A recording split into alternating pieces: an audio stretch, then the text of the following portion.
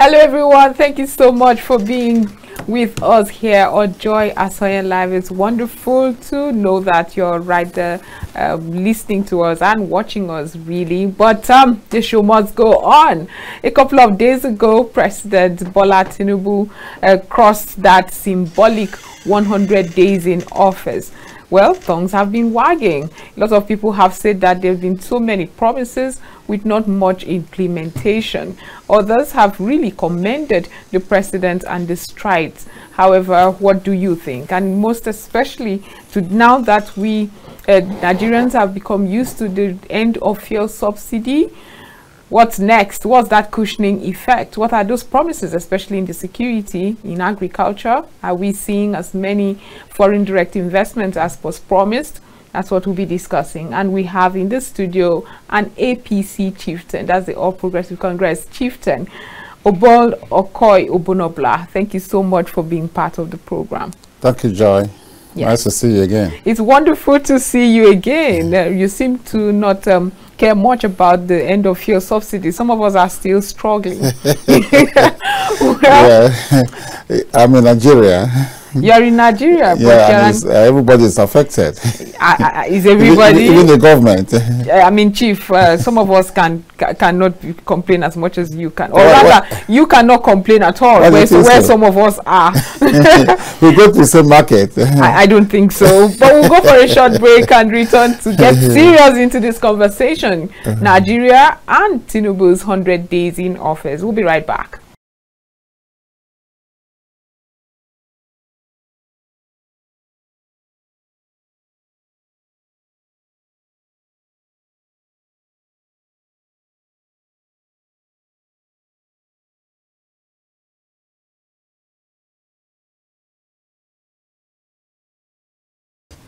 Welcome back from that. Now, when President Bola Tinubu crossed that 100 days in office, there wasn't much of a fanfare, according to some people, probably because the presidential election tribunal delivery was made on that day, and so it would have been insensitive. That's what some people thought. But let's hear your thoughts on it. Do you think that should have affected the celebration for 100 days in office? That it was. Why should we celebrate? When I mean, over the years. Why should we celebrate 100 days? Well, over the years, there's so much that the media, first of all, would have been doing a lot of analysis that didn't happen on that day. Well, that is an American tradition we are importing into the country, and I shouldn't worry us. It's, you know, this first 100 days was first introduced into politics or political language or lexicon in 1932 during the presidency of Roosevelt. Right. Roosevelt was the president that was elected in 1932, and he was in office from 1932 to 1945 in America, the United States of America. As a matter of fact, he was a lamed man. He couldn't walk. He was using a wheelchair. So that is when people started talking about 100 days. His first 100 days in 1932 of his inauguration. So we like importing things from foreign lands. But it's not particularly bad if you have to review the activities of the president. I mean, in the first 100 days, it's quite symbolic, isn't it? 100 days. I don't think so. But since we have followed the tradition, and we can use it to evaluate, we can use it to assess the direction the president is going, or the governors are going. So, but I am thinking it's too short a time for one to begin to assess and evaluate the president on where the direction is going. Just short a time for the president. Just 30 days, how many days? 90 days or 100 days. It's just too little. You know, when the president was inaugurated, 29th of May, and then he also appoint ministers who are to assist him, you know, carry out or exercise his executive powers. Then it took a while, for almost 2 months, 60 days or 65 days went away, you know, and then after that, we were left with just some few days to 100 days. So I think it's not fair. It's too short a time for a review. Not fair, yeah, to review or to evaluate or to assess the performance of the president. Whose fault would you say it is that the president, who we thought would come like he always promised, he will hit the ground running? Whose fault is it that he? Well, I think he has did not set up his cabinet immediately he came into office? I would not begrudge him for that. I would not criticize him for that. It's just a reality, okay, of putting a cabinet in a country as complex as Nigeria, with the complexities of Nigeria, mosaic complexities. It's not easy. You know, we are talking about a country that is so diverse, you know, and then, you know, the nature of politics. Everybody wants to be in the cabinet, so he has to take his time and, you know, to bring out those he wants, those who will work with him, those who will share his, you know, his vision. You don't just go to the street and start appointing people, or just go to the political party and start appointing people. You know, you have to screen them, you have to scrutinize them to see whether or not they fit into your vision. I think okay, so yes. The president at his inauguration had removed fuel subsidy, and the attendant effect of that proclamation, Nigerians are still facing it until this moment. We have been waiting, we've heard promises, and I know a couple of weeks back the president had a nationwide broadcast where he churned out several promises for MSMEs, for the agricultural sector, mining, manufacturing. Nothing much seemed to have been done. Like you said, his ministers have only just been inaugurated, but Nigerians are becoming impatient. Is it legitimate? Nigerians have to be patient because that's, you know, if you want a reform of this country, those difficult decisions we have been running away for the past 50 years has to be taken. Somebody has to do the job, and I think that's what the president has done. But sometimes we make it as if Nigeria is a unitary country or states. We are a federal state. Nigeria is made up of the federal government. The federal government is just in Abuja.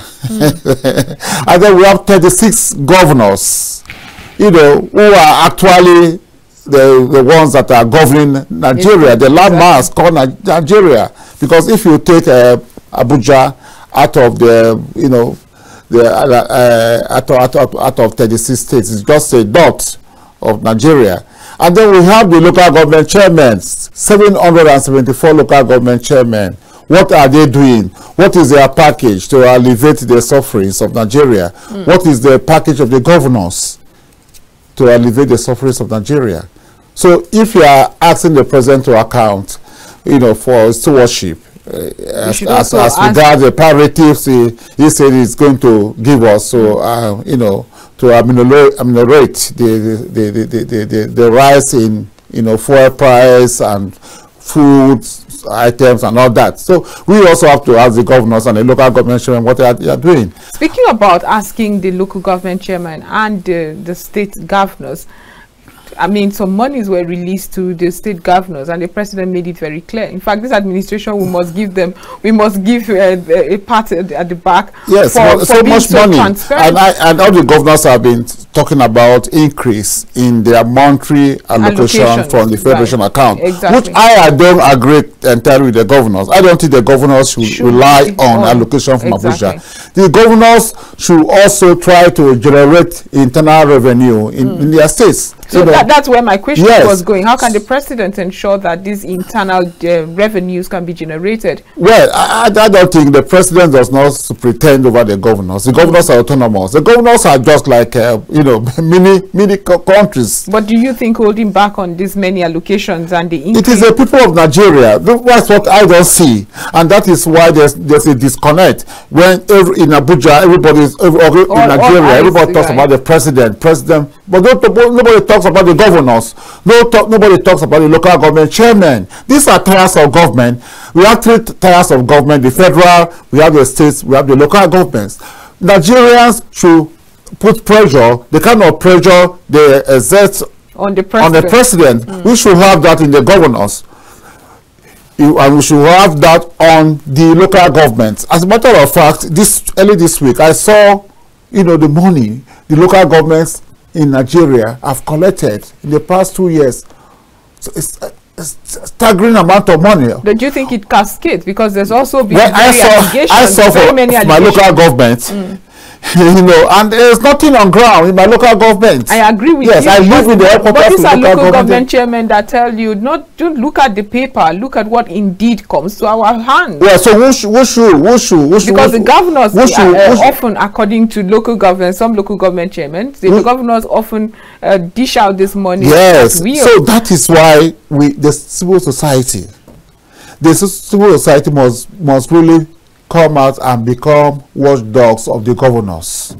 We don't ask questions. The governors are so powerful. Are you talking about this country where we are seeing local government chairmen bowing to governors? That's what I'm saying. Why should that happen? If we don't want it to happen, it will not happen. Okay? But because we want that to happen, because everybody wants to make money. Everybody wants to live comfortable to the detriment of the people. If the local government chairmen are truly representing us, they should not be, you know, kowtowing to the governors. Okay, they shouldn't allow the governors to touch their money. Yes, because they have the right, because they have been elected by the people from that particular local government area. They have the right to ensure that governors don't touch their money. But okay, they can go to court. I'm happy I'm talking to, you know, I'm happy I'm talking to a legal or learned person here. I mean, we also read in the papers a couple of days back, really, where in Ogun State, I think, a local government chairman cried out that he had not gotten any allocation from the governor, and he was suspended, unilaterally suspended. This is a local government chairman who was elected. The governor just suspended him. Well, that's illegal. Nobody's exactly. That's illegal. But what else has been done? A caretaker committee has been set up for that local government. It should challenge it. You see, democracy is a very painful process. It's a very cumbersome process. It's a very slow process. Let me give you an example. When the current president was governor, he created local government councils in Lagos State. And the president, then Obasanjo, said, look, he was wrong, that it was illegal for the governor of Lagos State to create local government council. He went to court, and the next thing we saw was Obasanjo withholding the allocation to local government councils in Lagos State. And the governor went to court, and the Supreme Court declared that it was illegal, that the federal government has no right to withhold allocations. Exactly.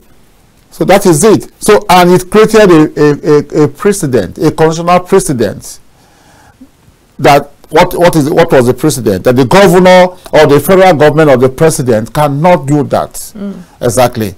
That you cannot say, you will not release monies from the federation account meant for a particular state, for local government councils in that particular state.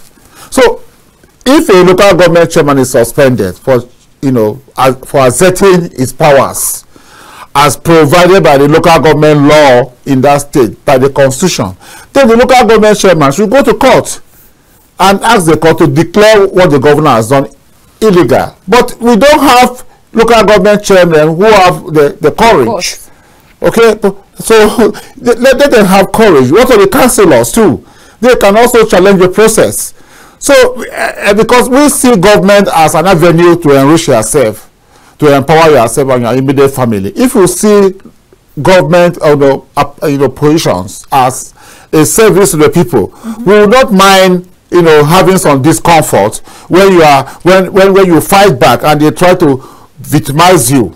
Okay, you shouldn't feel worried. Exactly. But they feel worried. Oh, I am my comfort zone. I don't want to be pushed out of my comfort zone where I have access to free money. So that kind of mindset. But this is an unfortunate precedent the governor is setting. He's also inadvertently rather talking to other local government chairman to say, if you go the same way, speaking out about it all boils down to what I was saying. I expect the civil society in that local government area to encourage that local government chairman, to strengthen him, by showing the governor that power truly belongs to the people.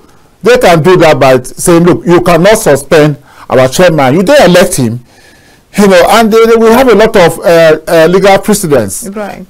Where the Supreme Court said, a governor cannot suspend an elected local government chairman. So it's just like suspending a legislator. If you want to suspend a legislator, then you have to go to the House.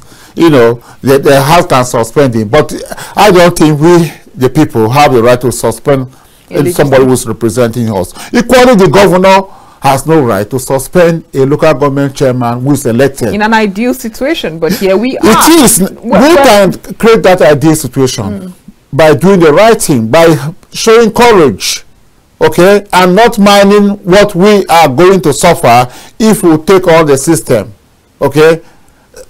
You know what happened in South Africa? People like Nelson Mandela sacrificed almost 27 years of his life to take on the system. At the end of the day, who was proven right? He was. He became an icon. And we still talk about him today, even though he's in his grave. And people will continue to talk about Nelson Mandela for the next 500 years. Just like we talk about Christ, we talk about Prophet Muhammad. So that is it. Right. But if you are so mindful of what we are going to get from the system, because you want to build a house, because you want to buy a big car, then that is it. The system will continue to go down. So I pray that we should have leaders who have courage, who are true leaders, who are servants, who would ensure that the right thing is done, and those who can talk truth to power for the right thing to be done. Well, the president has increased allocation. The governors have admitted that there's an increased allocation. The president had even issued out some monies, about 174 billion naira to the states across the country. How can he ensure, as president? I need you to enlighten us right now, because it's one thing to give this monies out. It's another thing for accountability and transparency. Yes, so that Nigerians will stop looking at the president, looking up to the president for the smallest thing. There's nothing the president can do. Okay, the president is not a superintendent of the governors. The president is not a potentate. Okay, the governors are not under the president. That is why we have institutions in the states, Auditor General of the states, Auditor General of local government councils. We have the houses of assembly. These institutions are constitutionally empowered or powered, you know, like the House of Assembly, to be watchdogs, to provide a system of checks and balances, to ensure that the executive branch, the governors, doesn't exceed their limits. They have limits. All their powers and limitations are spelled out by the Constitution. So the houses of assembly has to ensure that they don't exceed, you know, their limits by an inch. But we still boil down to what we were saying. What do you have? What do we see? You go to the states, the members of the houses of assembly, they want to be friends of the governors. You know, they want to control to the governors. They want to be lackeys of the governors just because of what they think that the governor can give them. But that shouldn't be. If they are really representing the people, they are the people's representative. In a democracy, the legislators are the representative of the people. They should talk for the people fearlessly, without minding whose ox is God. Okay. Now, what can Nigerians? We see how governors become emperors in states. So that yes, I know. I for so many years I was a civil society activist. You know, if you ask Governor Moke, whatever stopped you? You know, you got into governance and I think I did it for a long time, and I wanted to give back to society. Okay, in by being part of governance. So that is it, and there's nothing wrong with that. You know, what I'm saying is, from 1999, when I was a young lawyer in Calabar, during the regime of Donald Duke, during the regime of Imoke, and a small extent, the regime of I was, you know, playing that role. You know, I had a non-governmental organization, and our objective was to promote transparency, accountability, promote democratic culture in Cross-River State, and we did a lot. So we should have a lot of NGOs, you know, working towards that, you know, in that regard, for the entire civil society. We should have to be watchdogs, to put pressure on the members of the House of Assembly, to put pressure on local government chairmen, to know what they are doing, how money is being spent,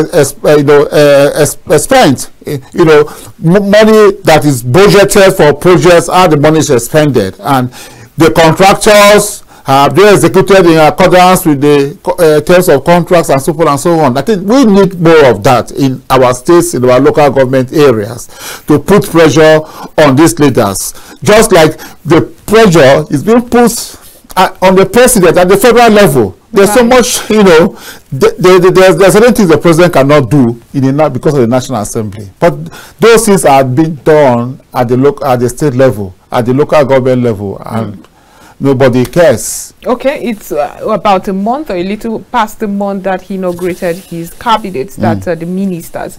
What should Nigerians start expecting? Because right now, like I said earlier, if you hear the pulse from Nigerians, they are becoming impatient with all that is expected, all the promises that have been made. Well, what should we do to ensure these ministers... We can start evaluating the president, assessing him, his ministers, maybe at the second, third year of his government. But Nigerians are suffering as this. They are suffering. The government does not... I don't think it is right to have this mindset that government will do everything for us in Nigeria. Not necessarily, but the government that comes and ends the fuel subsidy regime, a government that did something as drastic as that, we would expect that there should be some cushioning effect and rolled out immediately. What the president has done, you mentioned it. I didn't mention it from your mouth. In what yes. So what I'm saying, the president has come out with palliatives, to alleviate, the sufferings of the Nigerians. You mean the allocations to the government? Giving allocations to the governors, and I think 5 billion was provided for each state. What we should do, if we are really suffering, if we are feeling the pinch, is to put pressure on the governors to ensure that this money gets to the people, or the palliatives get to the people, and it is spent judiciously, not some people who have been appointed, maybe a committee to superintend, to supervise the distribution of these palliatives, taking the money into their pockets. So that is what we have to do. It's not just complaining. We must do that. Right. Okay? You remember what happened during Jonathan's time, when also palliatives were given, when the price of crude oil fuel was increased. Yes. And then we had a lot of palliatives. At the end of the day, it ended up in people's pockets. Because we are not vigilant. I want Nigerians to be vigilant. I want Nigerians to hold these leaders to account. It's not just criticizing the president. Who have been made to attack warehouses, to invade warehouses, just so they can get these palliatives. They seem not. No, I don't think it is because of hunger. It is just some mischievous people, going to lose, palliatives. It's not because of hunger. As a matter of fact, will make them go there when nothing is being distributed. Mischief. And some people have just this, oh, we are young people, anything goes, we can take laws into our hands. I condemn that. We shouldn't encourage that at all. Because if we encourage that, there will be anarchy. Of course, there will be. So we shouldn't encourage. If there's anarchy, society will disintegrate, and we don't need that. Okay, so people just have to restrain themselves and ensure that they take advantage of what government has done to alleviate the sufferings of the people. This thing is only in Nigeria, please. We make it as if we are not part of the globe. The global economy has gone down. It has. Okay, and every country is feeling the pinch. In the US, in UK, everywhere. It is not only Nigeria. Yes. Okay, we'll be right back. We're still talking to Obol, Okoi, Obon-Obla. We've been discussing Tinubu's 100 days in office. When we return, we'll be talking about Nigeria and the tribunal's delivery judgment that was delivered some days ago. We'll be right back to discuss more. This is still Joy Asonye Live. Stay with us.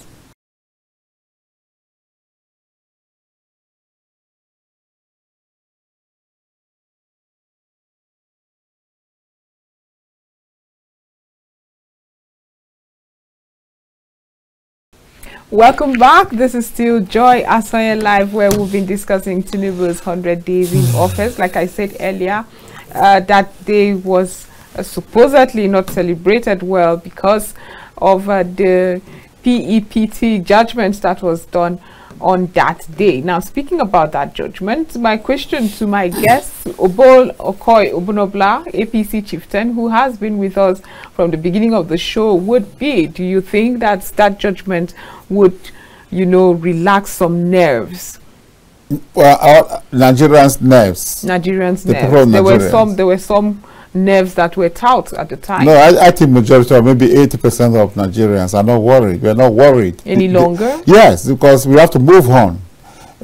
Elections took place in 25th of February, and the winner was announced in, I think, 2nd of March.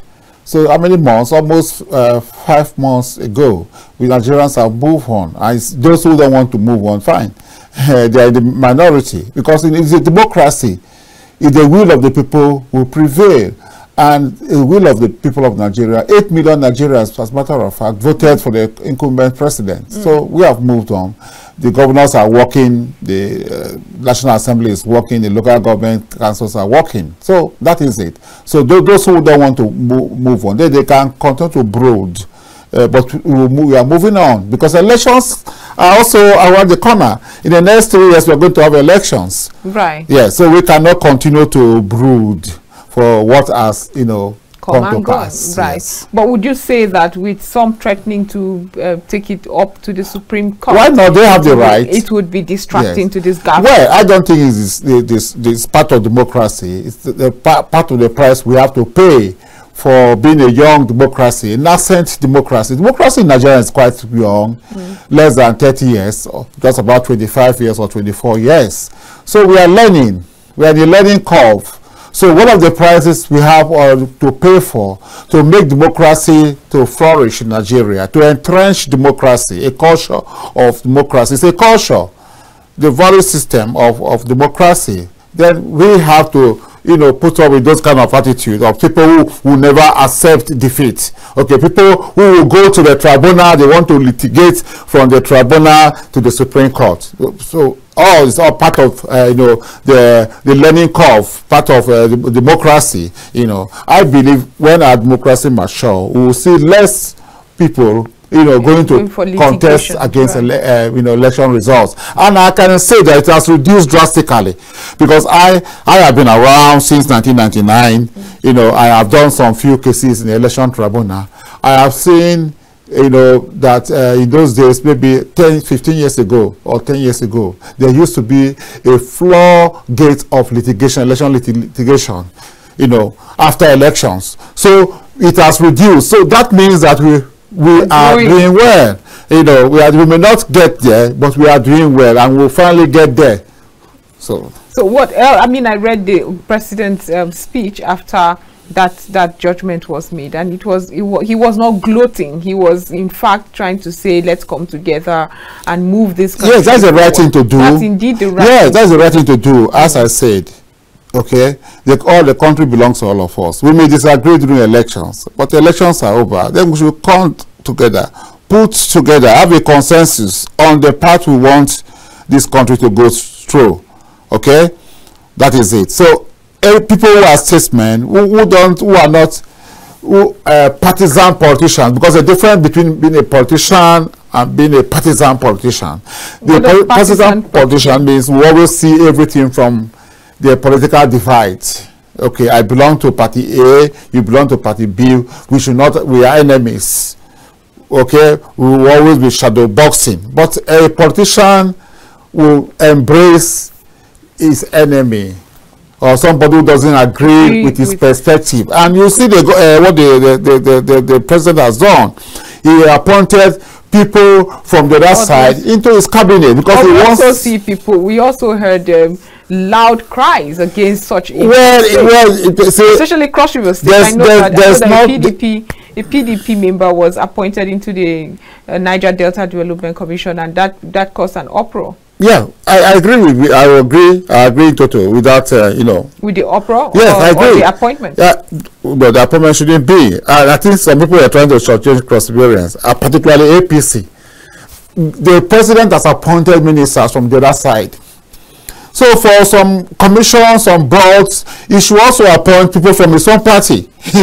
So I don't see anything wrong with cross-variance protesting. I mean, NDDC is, you know, an intervention agency, you know, which Cross-River State is part of.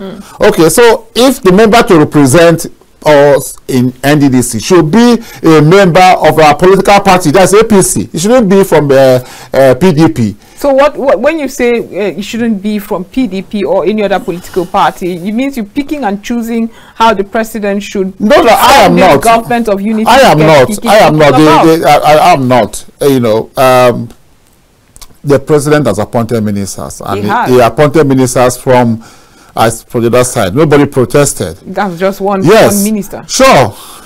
Not only one, about 10. Right. Okay. We were told that by former Governor Wike, that almost 10 ministers were nominated from PDP. Right. So if he has done that, he should also go to a state like Cross-River State, which is an APC state. The governor is APC, but we have about two senators from APC. We have about 5 members from the House of Reps from APC.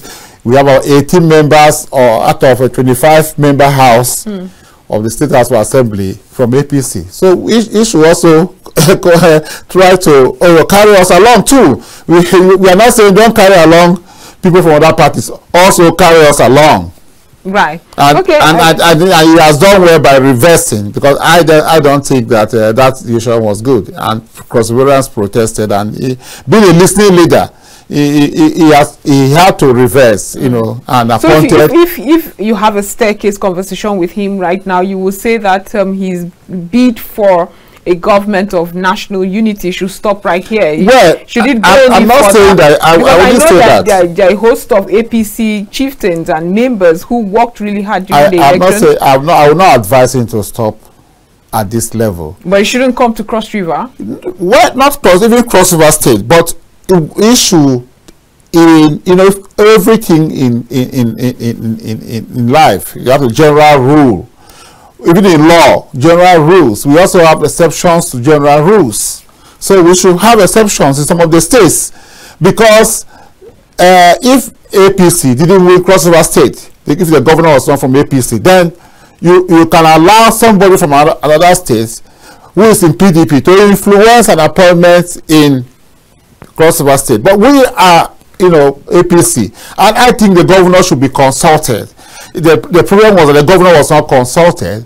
If the governor was consulted, the governor would have advised, appropriately. It was not all about that guy, who was appointed not being a member of APC. It was also about where he was coming from, which is from a two local government area of Cross River State, and the oil wells are not in that part of the state.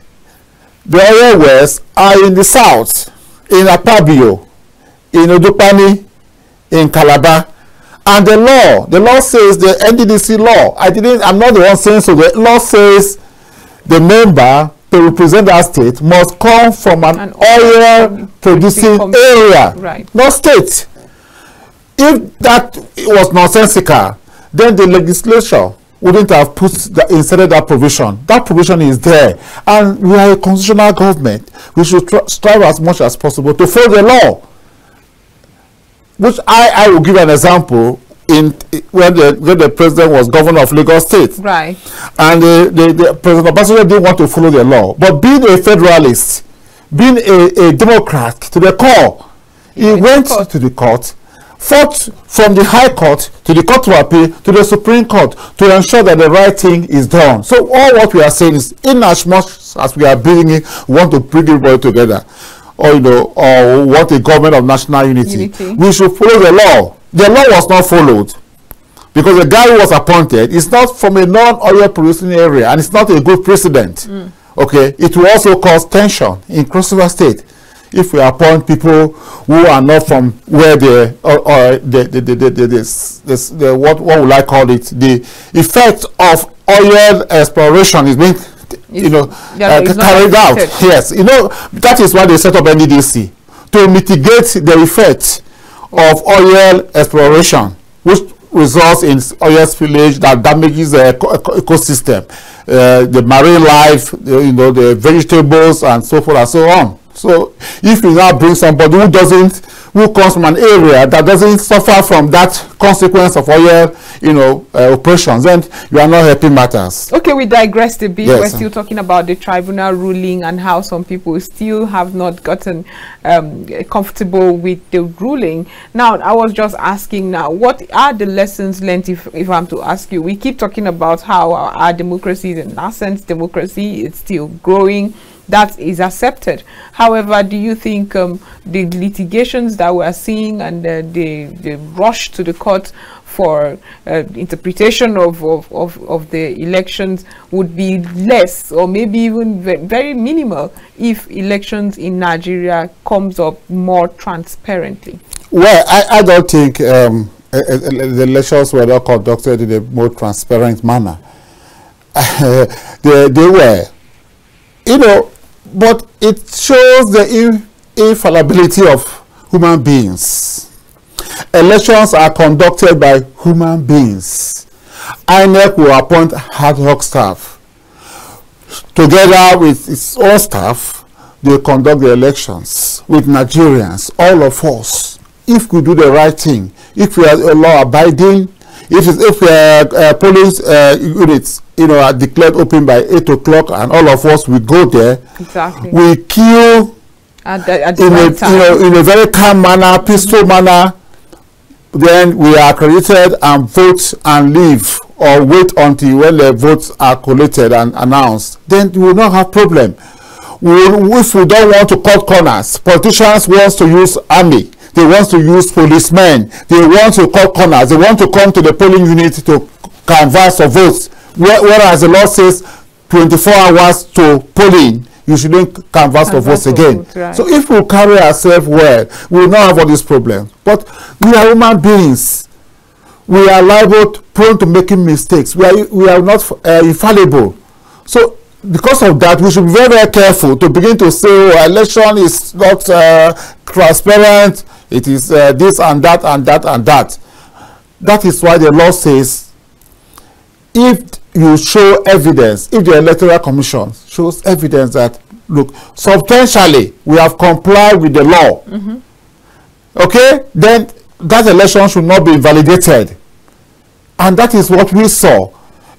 If you are alleging, overvoting or this and that, the onus is on you. It is not on INEC. INEC, exactly. Okay? If you are not able to establish that, then the tribunal will not invalidate the election, because the tribunal or the lawmakers, they are mindful of the fact that it's a very difficult process and that human beings are also very difficult. You may give instructions on INEC staff, do this, you will do the right opposite.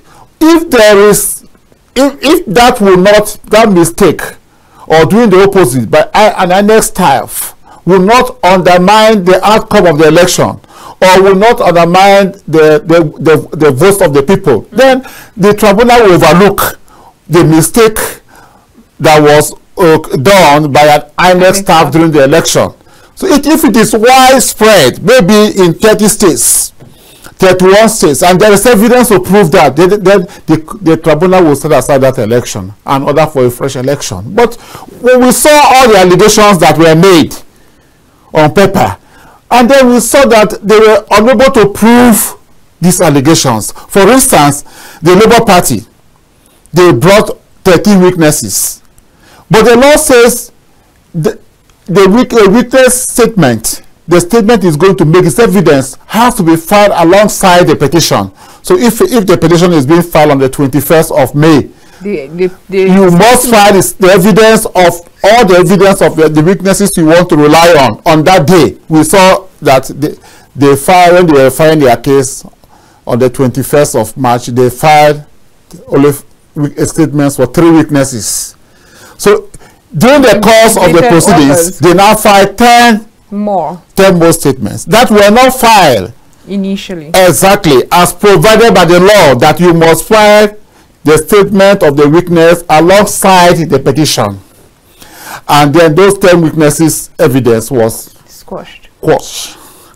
And then you have 3 witnesses remaining. Can 3 witnesses nullify an election that was conducted in 176,947 polling units. We have 8,000 electoral wards. We have 36 states and Abuja. So can three weaknesses upset an election conducted in Nigeria, in all those polling units, all those local government areas, 774 local government areas, all those 8,000 electoral wards and 36 states? It's not possible. It's not. So if the case is thrown out, some people who doesn't understand the workings of the law will start making noise. So if you want to challenge an election, so you have to prepare. I have experience during as a lawyer. In 2007, I appeared with Khan Agabi, SAN. In 2011, I was on the CPC legal team when we challenged the election of President Jonathan then, and I saw that it takes a lot of work. Exactly, to upset a presidential election. You may do for a state; the states are small. Do for National Assembly. But for presidential, you are talking about 36 states in a massive country like Nigeria. So the law takes into account that the logistics of conducting an election is not easy. Okay, the difficulty, the behavior of human beings. That is why the law says, okay, INEC, come and tell us how you conducted this election. And INEC comes and says, look, substantially, we have conducted this election in compliance with what the law has asked us to do. Exactly. And there is no way the tribunal will, but in retrospect, invalidate the election. Yes, in retrospect, there were some very obvious infringements, and we didn't see. That is what I'm saying. Yes, I mean, if the infringements are not widespread, they might not be substantial. Yeah, exactly. What I'm saying is, I mean, we have off-cycle elections coming up, and without prosecution, inadvertently, you're telling these people that prosecution for what? For electoral violations. I'm talking about the security agencies now. I'm not even talking about INEC. I'm talking about those who obviously violated the process in the security agencies are paramilitaries. They are paramilitary. Yeah, and they have their own, rules of engagement. They have their own rules for dealing with erring members. Okay, so if you are a police officer or you belong to civil defense or custom or so forth and so on, and you are drafted to assist in election duties, right? And you do things that are against your, the organization, the norms, mandate, right? Yeah, the code of conduct of members of the police force or civil defense or customs or SSS. Then they have the powers to deal with those members, and it's not something that we should bother us. Those organizations should deal with them, and then those of them who have committed crime, then they should be prosecuted. But there is a procedure. If you are a police officer, you are accused of a crime, right, they will first of all subject you to forced discipline. And then before then, if you are found guilty, they will now take you to the courts to prosecute you. So I don't think they have not done that. We heard INEC saying that they were appealing to lawyers, the Nigerian Bar Association, to help them with lawyers because they want to prosecute those people who were arrested during election duties. Exactly. Let me say that, look, there is no country where you don't have challenges during elections. Yes, because as I said, it's a very tedious process. Okay, and the nature of man, of human beings. You give instructions, do this, and somebody will do the opposite. So every country, even the bastion of democracy, like America, we are still hearing the effects or the ripples, that happened after the elections, where some people were trying to deny the victory of Biden. A lot of people almost 1,000 people have been sentenced to prison. Okay, so if America, that has practiced constitutional democracy for over 300 years, will have challenges, well, how much less a country like Nigeria with less than 25 years of practice of constitutional democracy. Right. So we should be patient. We should be patient. We should be patient. And I think as we keep on, conducting elections. We will learn from our mistakes and make amends. And then the law too has to be amended. We have seen the presidential election judgment, and there are some things that the tribunal has told us that needs to be corrected. So what we need to do is maybe the executive branch of government or the National Assembly itself, in the next exercise of amendment of the Constitution, those things that the tribunal has highlighted, okay, can also be amended, by amending the provisions of the Constitution to bring them in line with what the judgment of the tribunal. Exactly. Okay. For instance, a lot of mistakes were made. People taking, pre-election matters to the tribunal. The tribunal doesn't have, jurisdiction, because all Nigerians will not understand. They say, this matter was taken to the tribunal, and the tribunal did not consider it. So what the tribunal was saying is that if you take pre-election matters like nomination, like sponsorship, saying that the vice president was not properly nominated, those matters should go to the regular court before the elections, but if you wait and smuggle those things into the election petition, the lawyers from the other side will object, and the court will, not consider them. And then you begin to say that, the court is biased, the tribunal is biased, because you don't understand, you don't know. So if some of those things were not put in that proceedings, then maybe they would have decided this case a long time ago, like nomination, qualification. If you allege that somebody commits perjury, you can't go to the election tribunal to raise that issue. You have to go to a regular court. That is it. Okay. Now we have other elections coming up soon, with the tribunal delivering judgments across the country. We'll keep reading every day about judgments. What do you think the lessons are for Bayelsa, Kogi State, and Imo State that will have their elections in November? Do you think there will be a difference? Nigerians will learn this decorum you're talking about. We will learn to do things better, or are there lessons that have been learned? The lessons that political leaders, our politicians, should not be desperate. Okay, they should not, cut corners. We have seen a lot of, yesterday they talk about the nullification of the election of the person who defeated the former governor of Plateau State. Yes. Okay. Even in Cross River State today, the member representing Akankwa Biase, is an APC guy. The tribunal nullified this election because of desperation. So some people want to win by all means. They don't care. They disregard the law. They can murder. They can maim people just because they want to win. So that attitude, the lesson that we should stop being desperate. Okay, we should, work within the confines of the law, and don't see electoral contestation as battlefields where you are required to kill and maim to win territory. Okay, Obol, Okoi, Obon-Obla, thank you so much for being part of the program. I mean, it got heated at some point, but it's always interesting to have you on the program.